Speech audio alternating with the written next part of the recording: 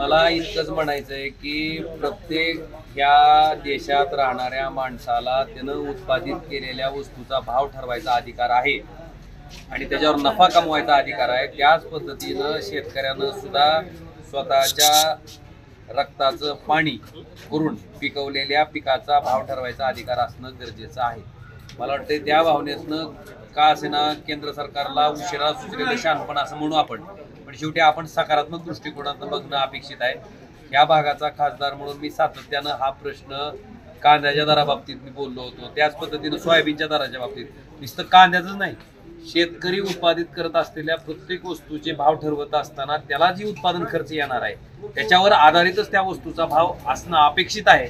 आणि एखाद्या वस्तूचा भाव वाढल्याच्या नंतर केंद्र सरकार लगेच ताबडतोब स्वतःच्या पॉलिसीज बदलून म्हणजे पाम तेलावरचा आयात शुल्क कपात करायचं, सोयाबीन आयात करायचं, त्याचा भाव पाडायचा, हा जो काही प्रकार केंद्र सरकार करते आणि अक्षरशः शेतकऱ्याला छळायचा प्रकार आहे, मला वाटतं हे प्रकार केंद्र सरकारनं तातडीनं बंद करणं अपेक्षित आहे। त्यांचं निश्चितपणे ह्या निर्णयाचं स्वागत करू, पण नुसतंच ह्या डिपार्टमेंटकडे काढून ह्या डिपार्टमेंटकडे दिलं म्हणजे लगेच सगळं काही साध्य झालं असं म्हणण्याचा अर्थ नाही।